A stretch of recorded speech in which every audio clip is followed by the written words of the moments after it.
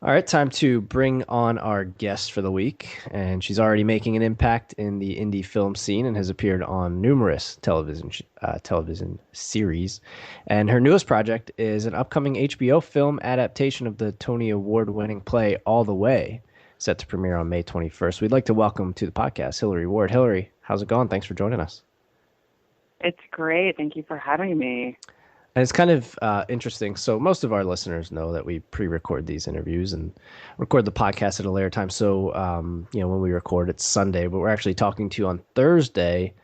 Hmm. And I think this is the first time, which I guess is good for us normally, but this is the first time that we're actually speaking to someone after the same day, I guess, as losing a legend like Prince, which is kind Oh of my interesting. gosh. And I know I Yeah, had I seen from your Twitter that you're a big fan as oh well, which how can you not be, really? yeah.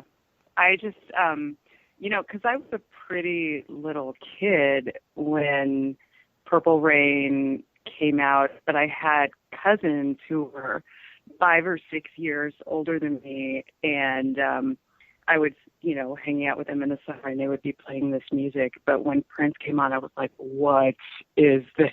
Yeah. I just right away just knew it was special, and yeah, I've been a huge fan of his ever since, and was fortunate enough to see him in concert. Gosh, probably 15 years ago. Oh, wow. I can only He was imagine. just he is incredible. I think in a way that it's hard to describe until you see him perform live because he's just everywhere. He plays Right. every instrument. He's dancing. He's singing. He's just incredible. I I've gotta, heard, So I keep talking about him in the present tense. Like it doesn't feel real. yeah, yeah. Well, I've heard like his Yeah. concerts have been like they're pretty much like a nonstop party. I mean, it's just a Yeah. party until you just can't party anymore, and then which to me seems incredible. And you had mentioned, Purple Rain was the one thing that, really drew you into it, and that seems to be the Yeah. general consensus is that there's been just one song or something, and it's usually the first song they've heard of Prince, Mhm. and it's just such a unique sound that it just draws Yeah. you in. Absolutely, absolutely. And then, yeah, I had to get my hands on more. And I just picked up my son from preschool, so because of course I've been playing it all day long. And we got in the car and Purple Rain was on, and I looked in the rearview mirror, and he was in his car seat, bobbing his head. I was like, Yeah, I mean yes, he's the indoctrination continues. he's such a prolific artist, and I know we posted this on our page a little bit earlier today too, when when everybody else was posting. It's just Yeah. he was such a prolific artist that I don't think I can name one person of anybody that I know who doesn't have Prince in their playlist. Oh, yeah, for One sure, way or another. for sure. So yeah. Mhm. He's one of the Mhm. few art artists musically, or really any kind of artist, but one of the few where he's really one of a kind, like truly one of a kind. There's Mhm. nobody else Mhm. like him. And then we actually another Yeah. one of a kind artist, David Bowie, passed away this earlier this year. So I mean, it's crazy. I yeah, I'm really over 2016 taking away these amazing people. And the thing about Bowie and Prince that just blows my mind too is that they were both making art until the very last moment. I mean, Yeah. they never stopped. I just as an artist that's so inspiring to me. I hope that I will be living my life that way, that till my last breath, that I'm making the things that I love to make, making art, making it, telling a story. yeah, Yeah, I think he did a concert even as early as last week. I had heard, Yeah, he did which down is down crazy. in Georgia, something like that, North Yeah, like Carolina. after he had the flu or something. I mean, it's amazing. Yeah, And I yeah. mean, a lot of people got a taste, if you didn't get to see him, yeah, at an actual concert, got a taste of it for the Super Bowl, which I had heard Billboard ranked, I Oh, think, the best Super yeah. Bowl halftime show of all time. And it So really was good. great. And I think, if I remember correctly, I think it actually rained during Purple Rain it did. when he was performing, It did. It which is kind of And the best surreal. thing about it is that he fully kept on his do rag so he wouldn't mess up his hair, which I just love so much. Yeah, I mean, I Yeah. think even I ranked that as probably one of my favorite halftime shows as well. Oh And yeah, it's just, especially after the Oh Janet yeah. Jackson thing, they kind of toned it down. That was Uh definitely huh. in the past Uh like huh. 20 years or so. That was had to be the best one. yeah. Yeah. I mean, you could Just tell how, somebody who could stand up and play. Yeah. He didn't need all of the theatrics. He can just stand up, and his music, his voice, his virtuosity just spoke for itself. yeah. I mean, and you can tell, just how much an artist like him was loved just by the outpouring of support that has come out since then. Oh yeah. I mean, so many tweets from Mhm. so many people. Eric Clapton, Questlove, I know is one that, I Mhm. really stuck out to me as well, too.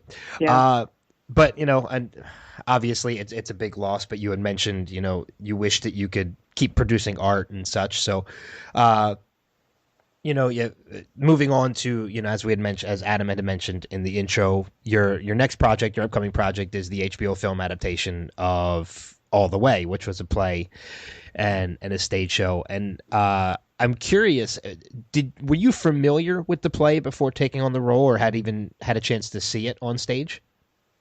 I had not had a chance to see it. I was familiar with it.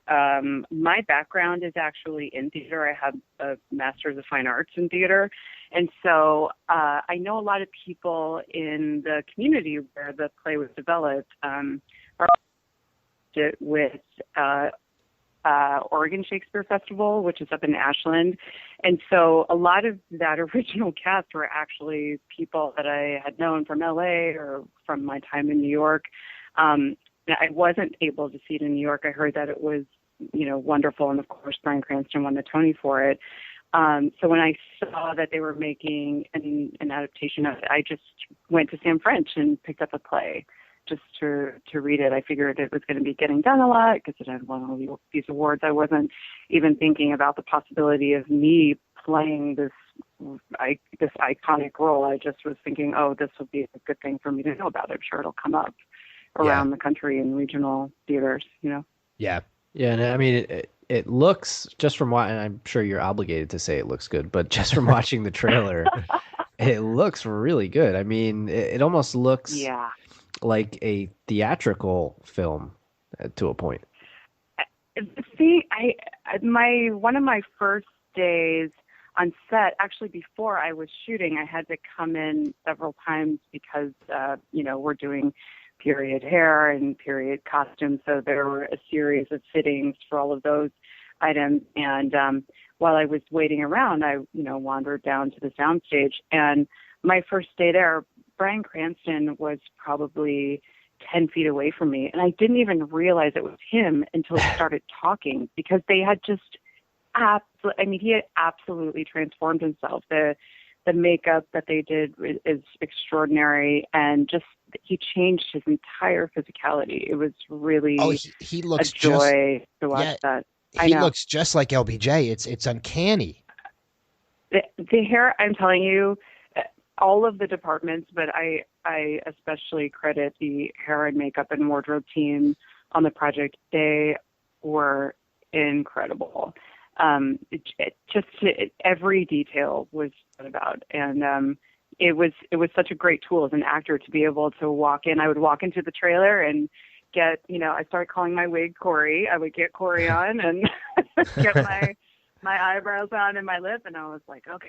And I feel like Coretta. They Yeah. were Yeah, I was gonna say I should wonderful. probably I missed this in the intro, but you're playing Coretta Scott King, the wife of Martin Yes, Luther King yes. Jr., who's played by Anthony Mackie, and he's one who, if anybody watches the Captain America movies or any of his movies, he's Oh yeah. usually a pretty joking guy, and this is a pretty serious role for him, and he actually, he's a good actor, so he looks like he definitely pulls it off. Oh yeah, he was wonderful. Most of my scenes were with Anthony, and he's such a great guy.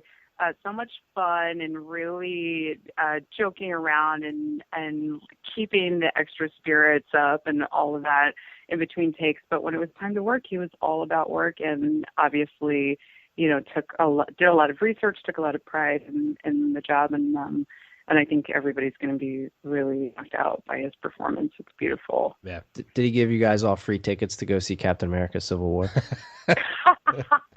Darn it! I should have asked him. It's not too late. But I know I was kind of curious where you grew up because I had read that you actually have a little bit, this kind of type of film with civil rights and everything kind of hits home with you a little bit. It does. I grew up in Indiana, but my family is all from the South. Specifically on my mother's side of the family, we still have a lot of people down in northern Mississippi, and that's when my family in particular, my great grandmother and great grandfather, they did a lot in the community. They had a college to educate Black students. My great grandmother was a master gardener, and they started a community college down in their little town in northern Mississippi where they lived to educate Black students. And my grandmother was a master gardener who was teaching Black people better techniques for getting higher yields, and so she actually got threatened by the Klan. My uncle, my great uncle, her son, the way he put himself on the map, William Raspberry, was by covering the Watts riots. So it's always been the civil rights, slavery, Jim Crow. It's definitely been part of my family's history, and dealing with it has been part of their history. And my great grandmother, she carried around her voting card until the day she died, and she was to 109, but she wasn't able to vote for the first time until 1975. That's crazy. Kind of unbelievable. Yeah, that is nuts. I Which, mean, like 10 years after the action of this play or this film, Yeah. It's amazing. Yeah, these kind of movies and TV movies and all that, like these really interest me because, when Selma came out, that would really interest me. Mm-hmm. Just because personally, I'm a 29-year-old white male. Like I have no knowledge of what adversity is really like, other than like maybe the closest thing I have to adversity is paying back my student loans. And I mean, it doesn't even compare to some of the stuff these people went through. So like this kind of thing really interests me. Yeah, I think I love that this film is coming out in an election year too. This has been a pretty tumultuous, year and a half, and we're not done. But when you are able just to see what people went through for the simple act of being able to vote, it's really hard for me to understand how people wouldn't take advantage of the chance to vote now. Right. So there's a lot of just apathy out there. And when you realize people quite literally put their bodies on the line in order to just have accomplish the simple act of voting, I think it's good to be reminded. And, I think about this all the time, but that same great grandmother, she remembers bouncing up and down on her grandmother's featherbed, and her grandmother had been a slave. So it's someone who I knew in my life, who I would go to her house every summer. Now, granted, she lived to a very ripe old age, but still someone that I knew was directly connected to slavery. So these things aren't that far away. They kind of just happened. Right. Yeah. And I think sometimes we need to be reminded of it. So I'm so grateful for this project, and I really think it's going to be beautiful. Yeah, I mean, I think it's almost timing wise. It's another event. We talked about Prince obviously because that's something that's kind of current, but also kind of current that I think would almost tie into this was the recent announcement also about Harriet Tubman is going to be on the $20 bill. So I mean, I guess. I mean, and forgive me if I'm wrong on this, but I mean, to me, they kind of go hand in hand a little bit. I mean, that's a big step, at least in my opinion. That something like this is happening. Yes, I agree. I mean, it's incredible that I think I read somewhere that $20 was the exact amount that Tubman was paid for her service during the Civil War. And now to be on that piece of currency that we all use every day, I think it's coming full circle, and the symbol of it is really important. Yeah.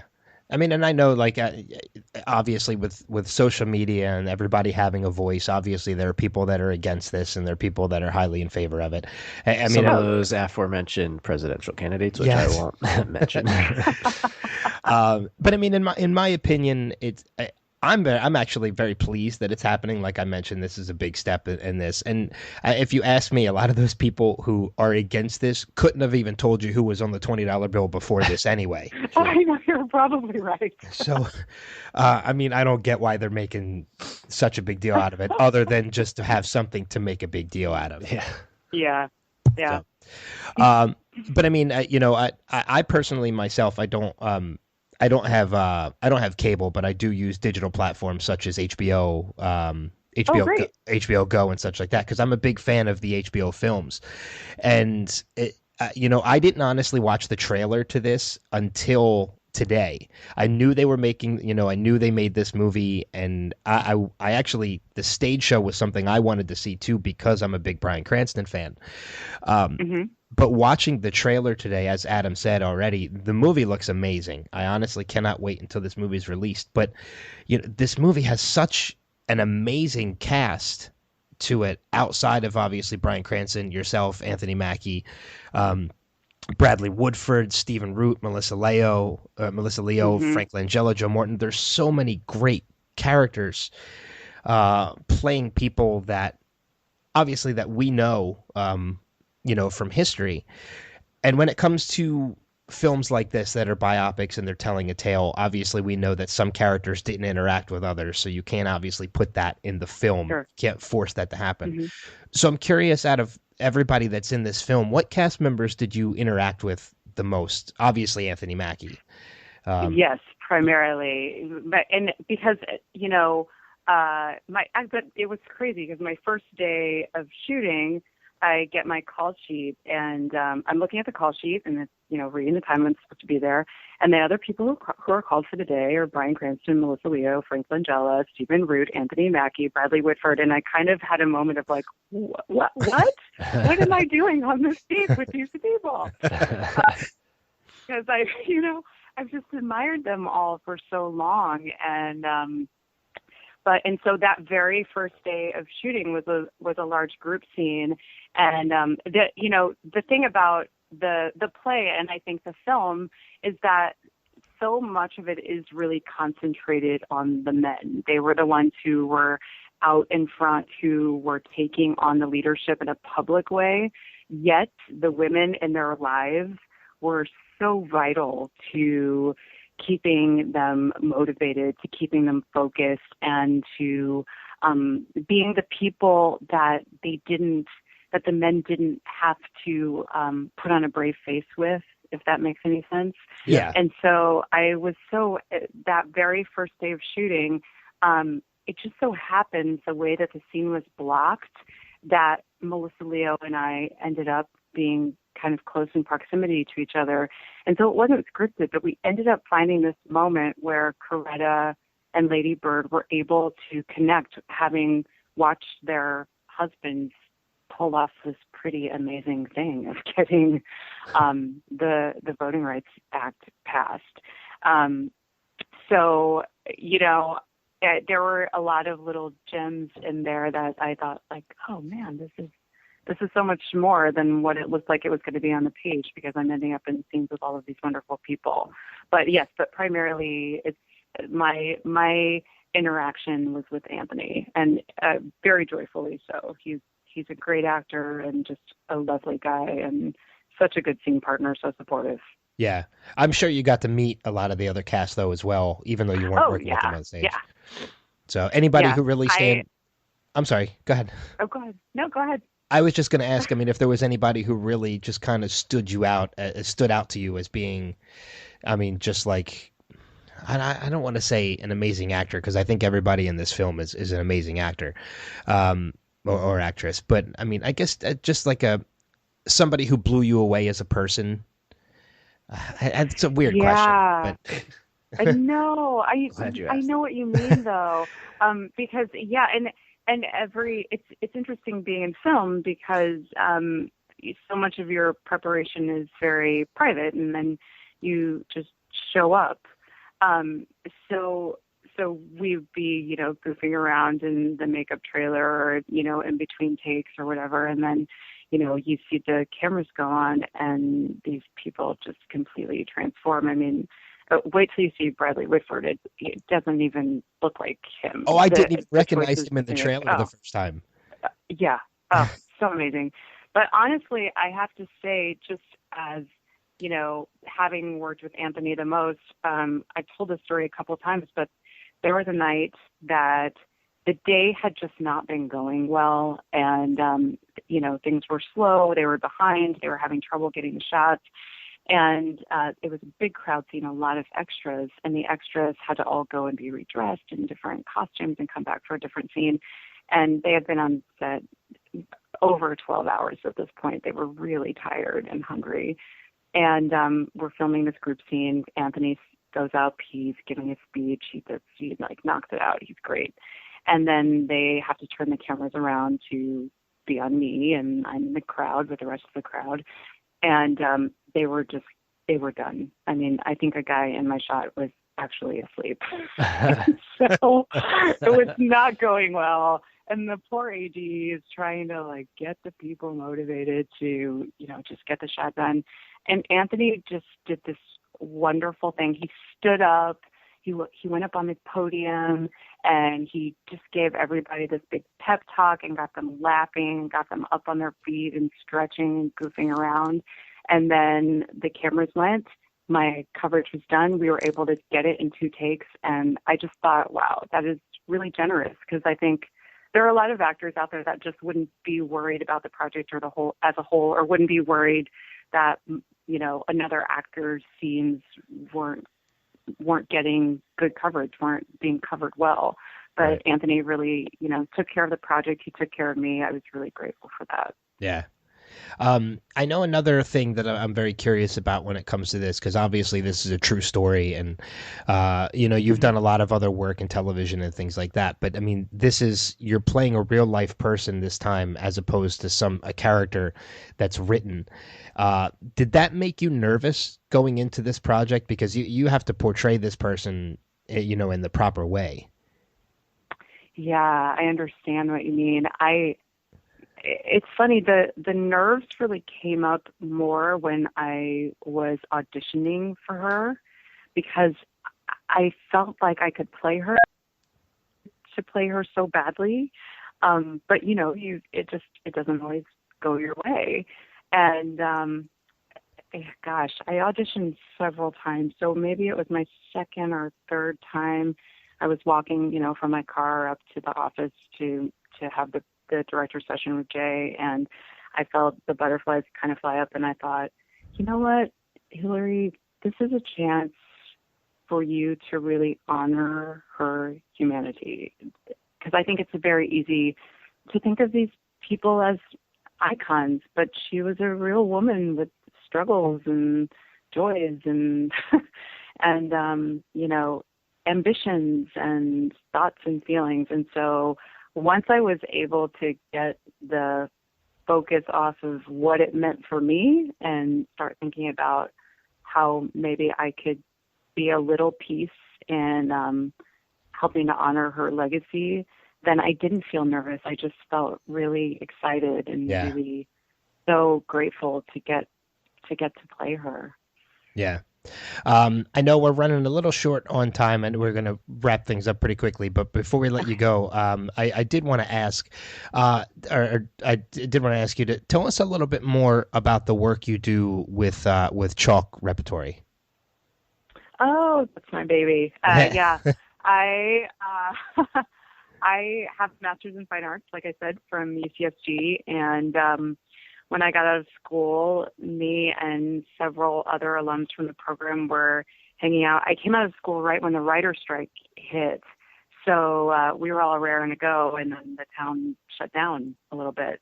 And we thought, man, we should be working. And we were able to be connected with Jay Boileau, who is the events coordinator over at Hollywood Forever Cemetery. And they have this beautiful space, the Masonic Lodge at the cemetery. And we said, hey, we're going to do a play here. We're going to do a Chekhov play. We're going to do, we're going to cast it with the diversity that reflects LA. And we're going to spend as much money as we can on people instead of on stuff. Because we just had this philosophy that we didn't want to spend our limited resources on sets and costumes. We wanted to spend money on artists. And so we found this beautiful venue and put the play on, and it was a huge success. And that's kind of how we started. So that's been our philosophy, people over things. We work site specifically or in spaces that we feel like can illuminate the play. So we've worked at La Brea Tar Pits. We've worked in people's living rooms. We've worked at Hollywood Forever Cemetery. We've worked at Neutra Museum and Gallery in Silver Lake, all over LA. We've grown now. There were 5 of us, 5 women who started the company, and now we've grown to 10 people that are permanent company members, and we're still producing 3 to 4 times a year. And it's definitely that place that that has nothing to do with the business in the best way, and we can all just get together and work on a piece that we really love just for the sake of doing it. Yeah, that's fantastic. And we don't need to make a living on it. Which is great. Obviously we hope that keeps growing for you like it is, because that sounds obviously like a really great opportunity. And I know it's a few weeks away, but we'll definitely remind people to watch all the way May 21st on HBO at 8 p.m. In the meantime, while they're waiting for May 21st, they can follow you on Twitter at Hilary Ward. Yes, and follow me on Twitter. That's 1 L in Hillary, not 2 L's. So and you forgot the LA. Oh yeah, did I say that? Oh, I might have missed it. At LA Hilary Ward. Sorry. Somebody scooped up my handle before I joined the Twitterverse. That always happens. Now, see, if they had your mantra, of people over things, that wouldn't have happened. Yeah. I see, right? I know. That's all right. Well, we'll also put the handle in our description to the podcast. Thank you. In case they missed my explanation of why I messed it up, they can do that. So, but we'll let you get going, Hilary. Thanks so much for joining us. Thanks, guys. It was fun to talk to you. We'll be right back with more of the showcast after this.